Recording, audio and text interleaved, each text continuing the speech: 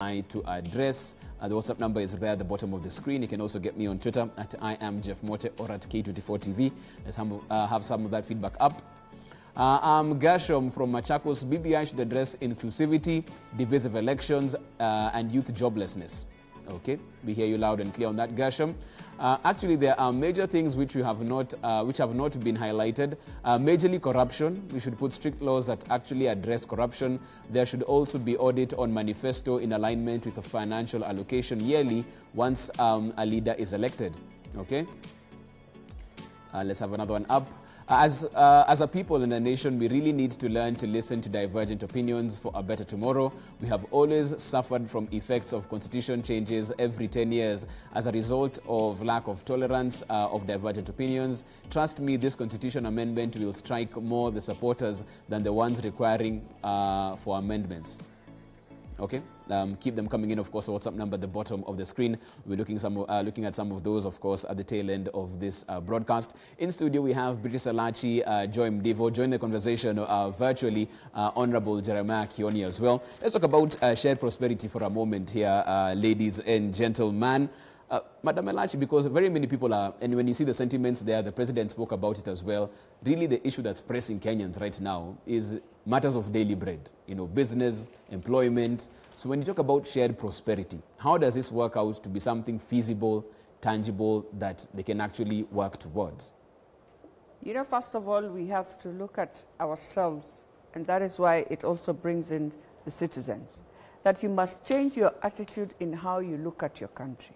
And appreciate your country first, because that is one thing we don't do as Kenyans. We complain and now we start saying Rwanda, and we forget Rwanda is a Kenyan who is helping Kagame to do what is happening in Rwanda. And therefore it can happen in our country. So Kenyans must love their country, must appreciate the challenges we face is sometimes us who have created the challenge. And therefore, when you look at the prosperity we are talking about, which I will be forgiven to talk candidly that, yes, there's somewhere as a Jubilee administration, we have let down the citizens. And I appreciate the president looks at it, and that's why he's so passionate in reminding us that, look, we have to look at what we promised people and do it rightfully before I leave, because they will come to blame. But you see, what now happens is when you have our deputy who comes and starts blaming already, using what they were supposed to achieve. And I think that's what the PM said, that look, you are the ones in government. I am not in government. You have been given the mantle with people, with Kenyans, and you are here. Now, when you mess up, you break yourselves, and you now become like a mad woman who is about to throw away the baby, which is true. And that is what we have done wrong. And we need to come out and look at what the president was proposing. How do we take care of this youth that is a time bomb and ensure we create different innovations to create employment is very critical. And since they promised from 2013, what were we speaking about, Jeff? Stood on a platform and tell Kenyans, we are coming in for young people, we are young. And therefore, when we are young, we are supposed to deal with the young people. But we have failed the young people before even. So even you don't understand, and that's why the president is saying, can we stop thinking of that 2022? And also, PM is saying, stop thinking of 2022. Why? Because he doesn't realize, even if you come out the way I see other politicians come out and say, oh, is the president going to leave this to an old man? Excuse me, you are young people, and yet you have taken young people beyond down. So we have to also take that and say, we have wronged the young people. Let me get Honorable Kioni in on this one as well. There's something Joy had spoken about before you went into the break. And she said, when you talk about inclusivity and prosperity, really what people want, the share of the resources brought to where they are across the 47 counties. Very many people have spoken about how we have the War Development Fund now getting more money. But are they getting enough from the center to the periphery? Because it almost seems when they're being told they're getting a share of county revenue, that still isn't enough. There's a lot at the center that isn't getting to the other corners of the country, money-wise. I think three things. One is that we now have an article in the proposed amendment that is dealing with shared prosperity. And in it, when you read it carefully, it talks about both baking the cake and also in the sharing of the cake. That is important for us to look at it. It mentions agriculture. It talks about the small and medium enterprises. It talks about the need for industrialization, the need to recognize the digital economy that we have and the blue economy and all that those kind of things. The second thing is that we have moved from 15% to 35%. And as the other speakers have said, without doubt, there are some counties that have seen quite some movement with the 15%. If this is more than doubled, we certainly would expect to see more improvement of the things that matter to every Kenyan. That is, like it has been mentioned, those essential services that people, you want water, I want to see better roads in Daragwa, I want to see electricity connectivity in all parts of the country, I want better health next to me. And when I am able to see that level of development come so near me, I believe that that is still in the sharing of the prosperity. Of course, there is also the need to ensure that when you talk about the ward fund, which is now guaranteeing development at every ward level, and I'm sure this is because of the success story that we have seen from the CDF. That's also another big step towards perhaps what we would want to see as a country. But as I mentioned again, work in progress. This shared prosperity will not be realized if we cannot be able to have continuous economic growth. Okay. We need to grow this country at 7, 8, 9%, 10% for a given number of years, maybe 10, 20%. And that way we will see changes in our lives. But every time we disrupt ourselves after 5 years, that is the biggest enemy to anything that we want to achieve in this country.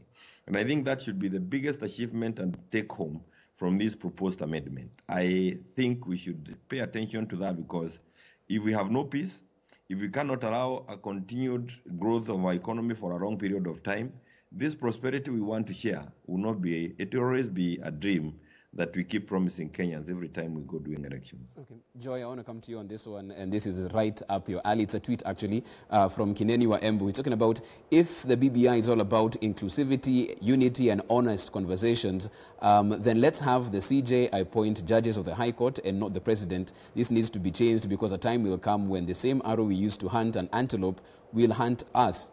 Of course, is that issue right now concerning the judges who have never been appointed. It's still a gray area on this one. And from what Kineni is implying here is that, yes, we're talking about honest conversations, but we're kind of being economical with the truth with what we are actually doing on the ground. There is a constitutional commission in place called the Judicial Service Commission that is responsible for the vetting of judges and other people who work in the judiciary, but mostly the people who work on the bench. And the president's role is in appointing the people who have gone through the vetting process by the Judicial Service Commission.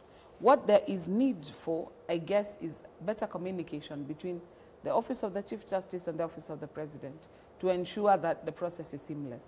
I think what we have seen with the 41 judges, in all honesty, is a situation where the deteriorating relationship between the Chief Justice and the President of the Republic has resulted in a stalemate.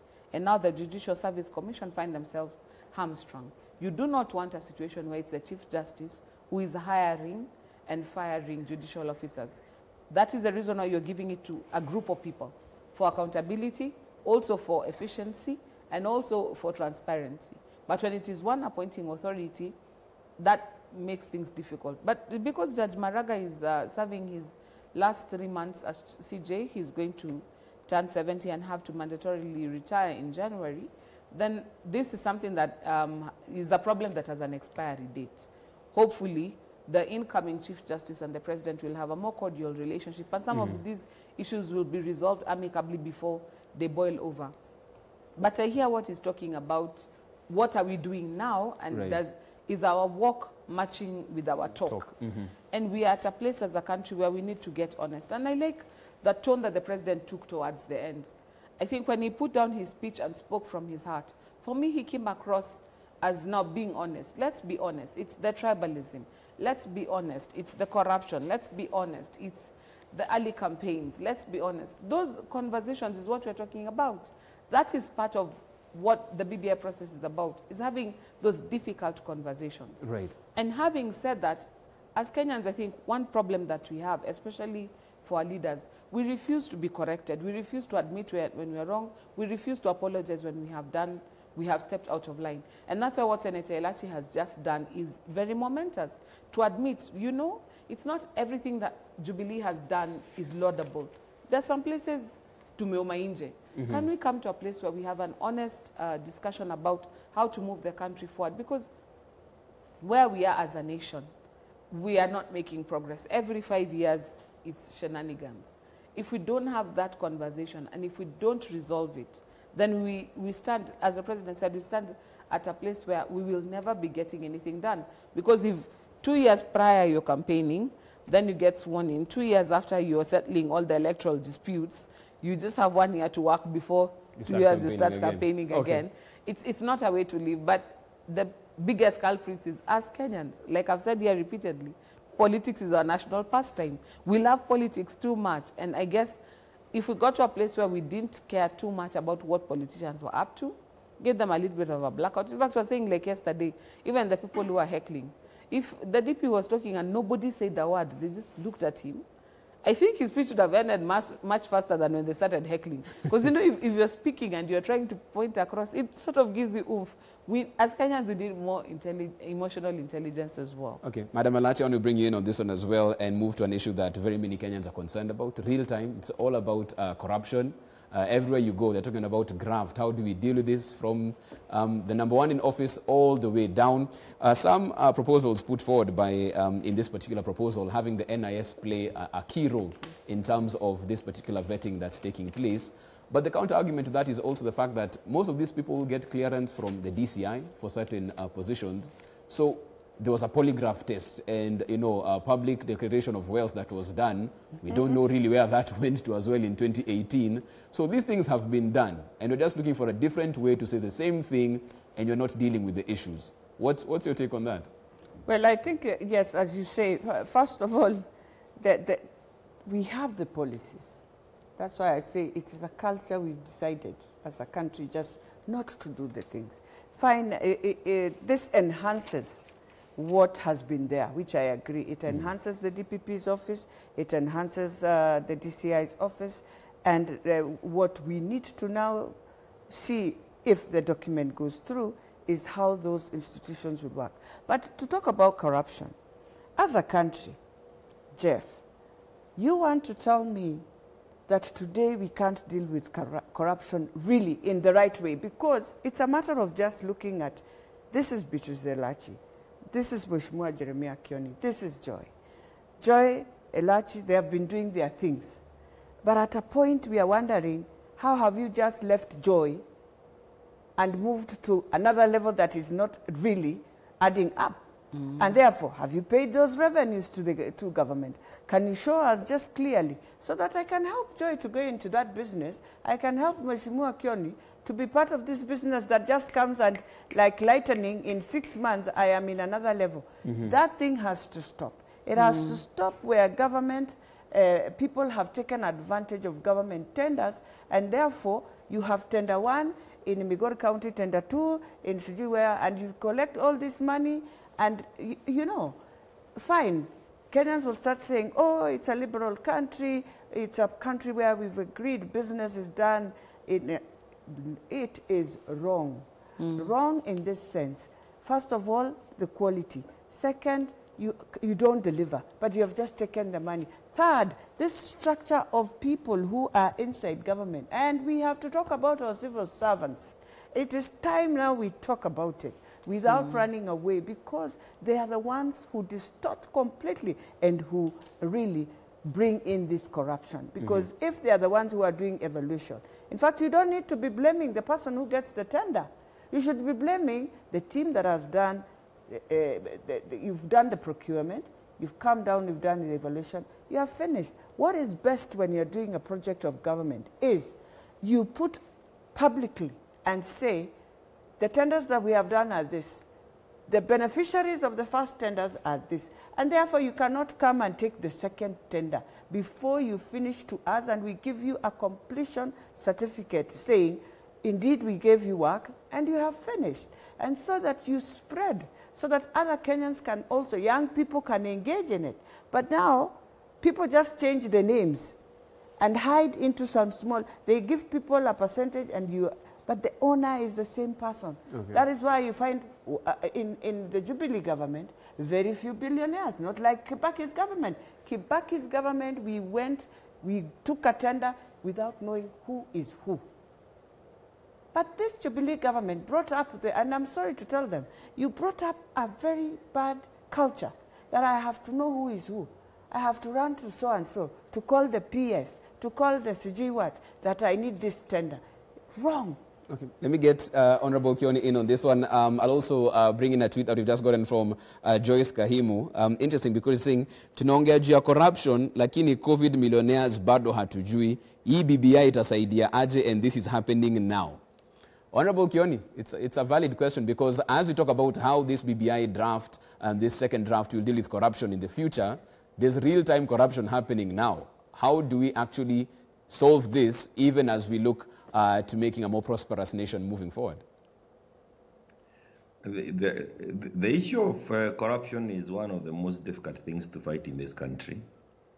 I see that, again, we are making attempts in the BBI to fast-track the prosecution, the investigation, and the whole process.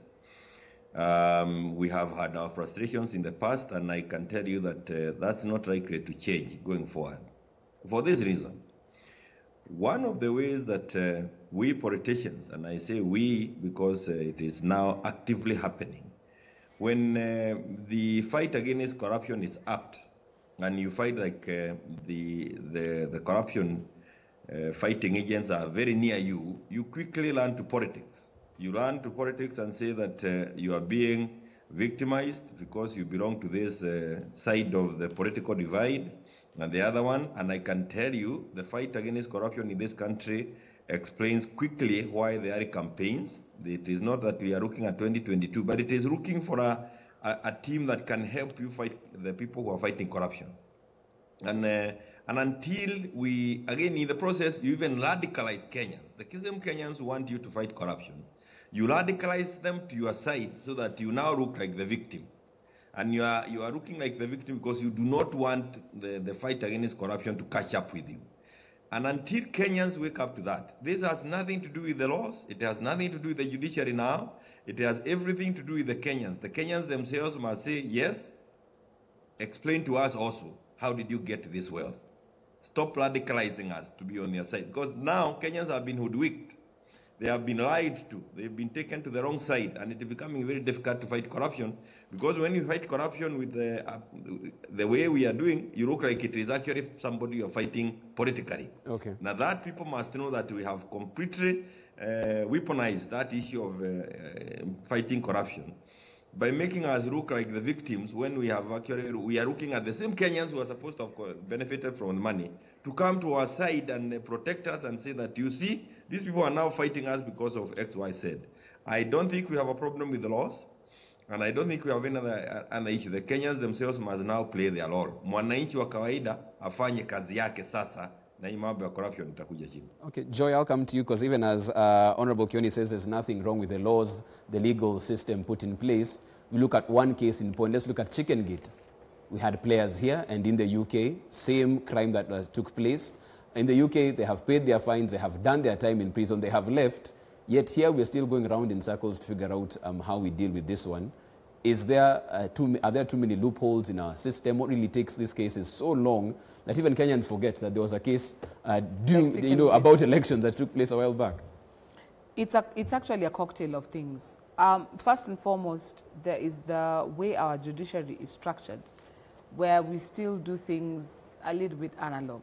So proceedings are taken and recorded at the speed of your lordship's pen. So if the judge is supposed to write down each and everything all the witnesses are saying, imagine how long that takes. Mm-hmm. So there's first an issue of just how we do our cases. It takes too long. Secondly, we have a lot of backlog in Kenya. And so when you list a matter for hearing today and you cannot finish hearing it, you adjourn it sometimes to 4 months, 5 months away. In other jurisdictions, you would find, they would tell you that for this matter, we are going to set aside 5 days for hearing. And even in Kenya, sometimes the judges do that.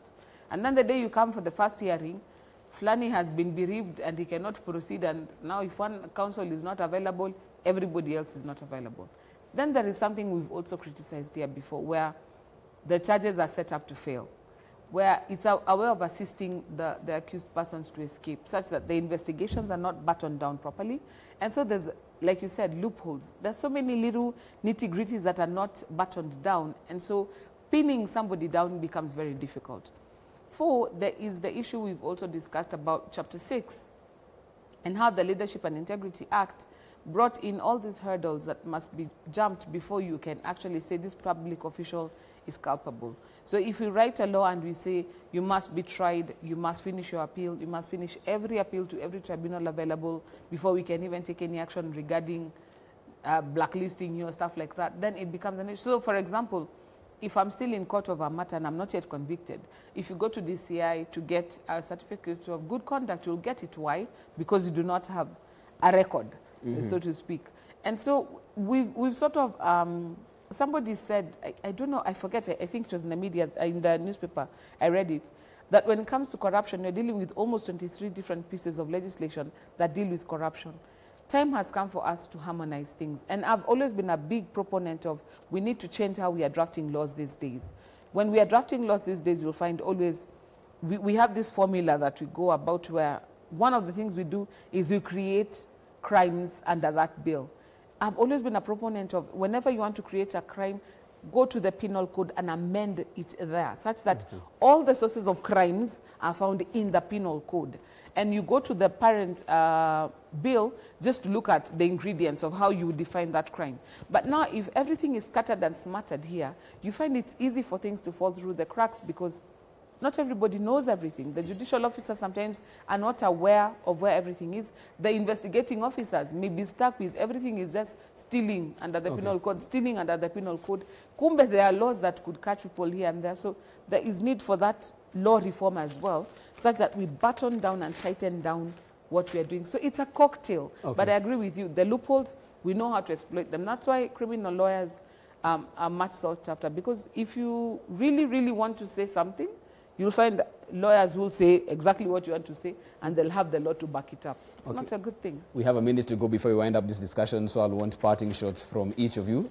Please be brief because of time. Let me start with Honorable Kioni on this. What's your parting shot this morning? Yesterday, the much-awaited second draft has been launched. What's your parting shot as we wind up?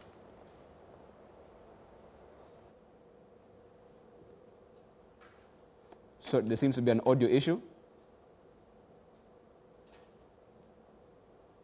Okay, he's muted his microphone right there. I think you've muted your microphone, Kioni. Okay, go ahead. I am saying that I didn't hear you. Oh, I was asking in terms of parting shots. We have less than a minute to go round the table. What's your parting shot this morning? This is day one after the second draft has been launched. What's your parting shot? That it is important to certainly listen to one another. Let us not lose this movement that we have. I agree with the President. We have a constitutional movement now. And though it was not part of what the Jubilee government promised, I think it is useful for us to look at the amendments that have been put on the table. We've already spent a lot of money coming to this point in time. And let me inform Kenyans that already quite a number of these proposed amendments are in one way or another before Parliament. But this is a more decent way of handling one document so that we can bring some changes within the 10 years. And I want to say again, it's work in progress. I am sure others will come and amend it further. Okay. Thank you so much for that. Madam Elachi, your parting shot this morning. I think, first of all, just to say that as the President was very honest from his heart yesterday, I think it's good for us to be now honest as we move with the document. We look at what the Prime Minister said. I think as women, we carried the document and would want to see ourselves looking at the issues that we feel we need a bit of lobbying and understanding from the committee, but carrying the document and supporting it to ensure the words, as I said, as I started, of that mama, young girl of Kisumu said, must be every time when we stand on the podium to talk about these issues. It's not about abusing, it's not about, it is important for us, let us talk about the document. Let us see the goodness in the document. But lastly, just to say that as much as we talk about our administration, as the President said, let us now be honest and remove the things that we think we have done wrong so that everyone is reminded, and even those in the administration are reminded, some of these things we have done ourselves, we can change and transform our country to a better country. Okay. Joy, very quickly, your parting shot. My encouragement would be to Kenyans to take responsibility for their country and take it over from the politicians and the lawyers, as I've seen in the PD. We are the ones who are guilty of misleading Kenyans. Right. There are going to be town hall meetings talking about this BBI. You'll see people coming around and want to have a discussion about the BBI. Read and internalize the document. You go to the town halls and participate actively. We've heard also that there's going to be several bills that are going to be introduced in Parliament. One of the things that we enshrine in our Constitution is public participation when laws are being made. I urge Kenyans, read those bills, make representations, write memoranda, submit them. Take an active participation in the process because it is binding you. And finally, there's a constitutional amendment bill that is also being tabled. It has, I think, about 66 proposals in there. Read it, internalize it. I'm calling especially on the professionals and the opinion leaders, you know, the teachers, the guys who have a little bit of education in the village.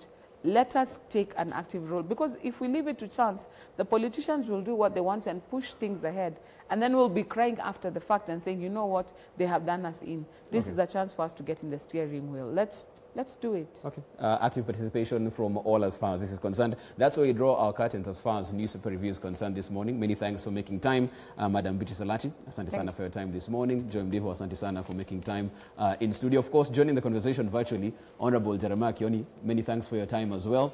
That's all the time we have for this particular discussion, but it continues online. You can get me at I am Jeff Mote or at K24 TV. We take a short break. We are back on the other side as we get interactive. Good morning.